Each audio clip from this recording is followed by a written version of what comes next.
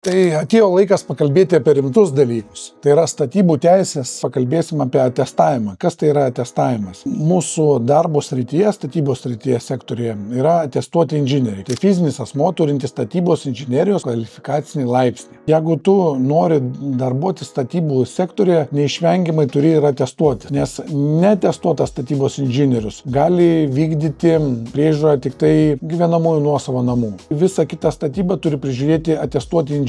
Statybos sektoriaus vystymo agentūra atlieka inžinierių atestaciją. Tik atestuoti statybos inžinieriai turi teisę statybos techninės veiklos pagrindus eiti sričių vadovo pareigas, ypatingose, neypatingose statiniuose, esančiose kultūros paveldo objekto teritorijoje, jų apsaugos zonoje, kultūros paveldo vietovėje. Tai kad atestuoti statybos inžinierius turi atitikti tam tikrus kvalifikacijos reikalavimus. Kaip pavyzdys, jeigu tu nori būti statinio statybos vadovu, ypatingam statiniui tu turi nuo diplomo gavimo, kad būtų sukaupta tam tikra patirtis. 3 metai, ne mažiau 3 metų. Pavyzdys, jeigu tu nori statinio projekto vadovu būti, tai tada turi būti 5 metai. Ypatingam statiniui, neypatingam užtenka 2 metus. Jeigu nori būti statinio projekto ekspertizės vadovas, 2 metai profesinės patirties vadovaujant statybos techninės veiklos pagrindinėms sritims, kai darbo trukmė skaičiuojama nuo kvalifikacijos įgijimo dienos. Apibendrinant, jeigu tu nori tapti ekspertu,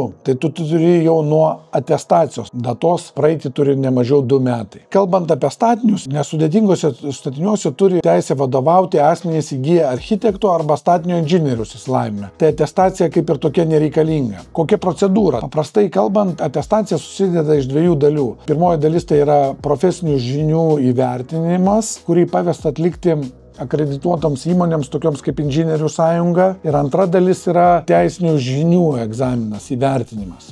Pateikus tos dokumentus, SSV atestavimo ekspertų gauni išvadą ir SSV sprendimą. Tada jau gauni tą kvalifikacijos atestatą. Profesinių žinių egzaminas, tai kurį priskirta atlikti statybų inžinierių sąjungom, tu gauni klausimus, į kuriuos turi atsakyti. Pateikus atsakymą, ten vėlgi yra suformuota kompetentinga komisija, kuri įvertina tavo tas profesinės žinias. Turi vis tiek turėti praktikos ir patirties. Tau leidžia visą literatūrą naudotis, nes iš esmės tos literatūros, statybinių techninių reglamentų labai daug. Tu turi žinoti, kur tu turi pažiūrėti, kaip susisteminti informaciją ir pateikti susistemintą atsakymą. Paskui teisinės egzaminas, tai jisai būna paprastesnis. Turi išlaikyti testą, ten 20 minučių tam egzaminui skirta. Ne kiekvienas išlaiko tą testą. Vėlgi teisinės žinios jos yra tokios specifinės, užtenka pakeisti žodį ar sakinį kitaip parašyti iš teisės kokio reglamento ir labai lengva susikirsti. Paskui tas trečias žingsnis, kaip ir minėjau, SSV pripažinimas pateikus visus tos dokumentus. Galima atestuotis ir branduolinės, bet ten visai kiti yra reikalavimai. Tu atestuodamasis nurodai, kuriuose srityse nori atestuoti. Ir ne visos inžinierių bendrijos atlieka vienodą atestavimą. Mūsų Klaipėdos inžinierių bendrija su vienom programom dirba, nes tos programos turi būti patvirtintos,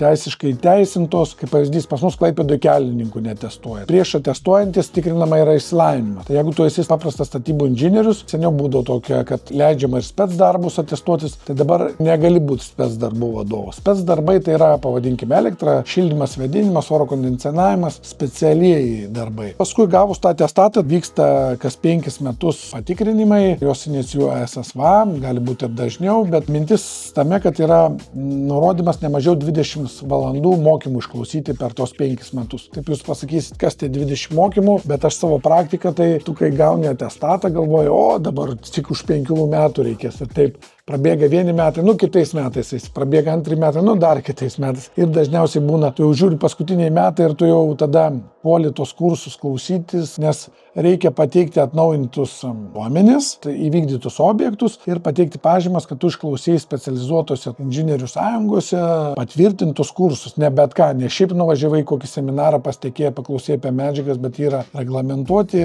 su patvirtinimais tie kursai. Ir mes, kaip atestuoti savo srities specialistai, turim ir atsakomybės. Iš esmės yra tokia išlyga, kad gali sustabdyti atestato galiojimą 6 mėnesiam ir gali atestatą atimti, jeigu nepateiki laikų dokumentų.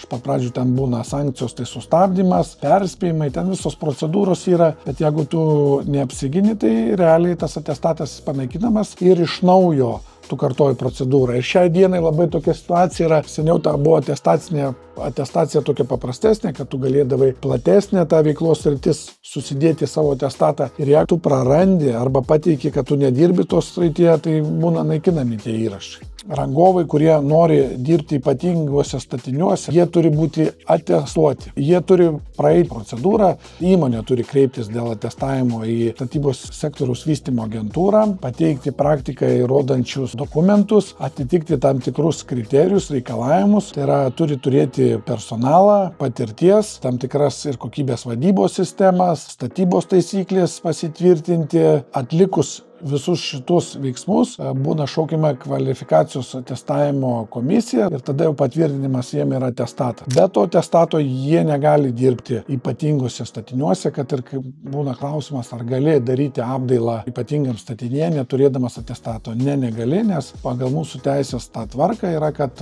ypatingam statinį turi darbuotis tik teisę turintis rangovai. Kaip pavyzdys, turi atestatą, bet ne visom dalim ir darbuojasi ypatingam statinį ne pagal savo kvalifikaciją, tai gali būti iš viso atimtas iš tavęs atestatas. Šiai dienai atestavimo procedūros yra tokios. Kitą mūsų epizodą kalbėsime apie teisės aktus.